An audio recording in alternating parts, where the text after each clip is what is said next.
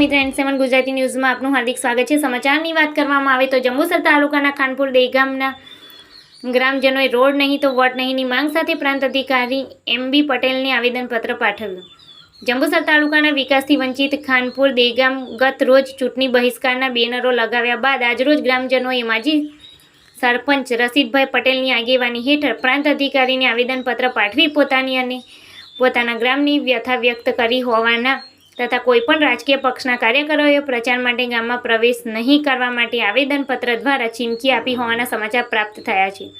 જંબુસર તાલુકાના 5000ની વસ્તી ધરાવતા ખાનપુર દેગામથી જંબુસરનો માર્ગ એકદમ બિસ્માર હાલતમાં હોય તે માટે મત વિસ્તારના ધારાસભ્ય PWD વિભાગના અધિકારીઓ સહિત ગાંધીનગર સુધીની ઉચ્ચ કક્ષાએ આ રોડની ગ્રામજનોએ રજૂઆત કરી હોવા છતાં આજ દિન સુધી કોઈ નિવેડો આવ્યો નથી।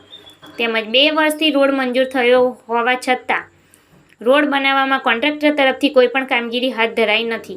છેલ્લા કેટલાય મહિનાઓથી કોન્ટ્રાક્ટર દ્વારા ગામ ઉપર મશીનરી મૂકવામાં આવેલ છે, પણ કામગીરી શરૂ ન કરતા ગ્રામજનોમાં રોષની લાગણી પ્રવર્તી છે અને રોડ નહીં તો વોટ નહીંની માંગ સાથે ચૂંટણી બહિષ્કાર કરવાનું ગ્રામજનોએ નક્કી કરી ગામમાં ચૂંટણી બહિષ્કારના બેનરો લગાવી વિરોધ વ્યક્ત કર્યો હતો અને ગામમાં પ્રચાર અર્થે કોઈપણ રાજકીય આગેવાનો ગામમાં પ્રવેશ કરવા દેવામાં આવશે નહીં તેવી જાહેરાત કરી હતી।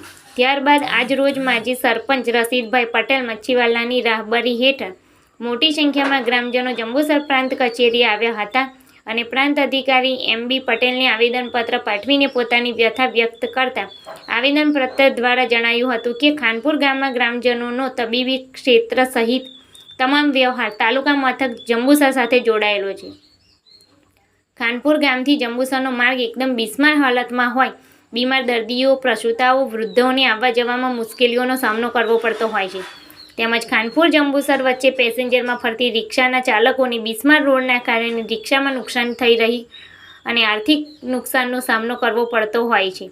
આ સમસ્યાનો નિવેડો માટે તાકીદે રોડનું કામ શરૂ કરવાની માંગ કરી જો કામ શરૂ નહીં થાય તો લોકસભાની ચૂંટણીનો બહિષ્કાર કરવાની તથા ગામમાં પ્રચાર અર્થે આવતા રાજકીય પક્ષના કાર્યકરો માટે પ્રવેશબંધી કરી હોવાની જાણ આવેદનપત્ર દ્વારા પ્રાંત અધિકારીને કરી છે। હું એક્સ તાલુકા પંચાયત સભ્ય, મારું નામ યુસુફ આદમ પટેલ, રહેવાસી કાનપુર દે। હવે આ રોડનો અમે બધા જ પ્રયત્નો કરી ચૂક્યા છીએ।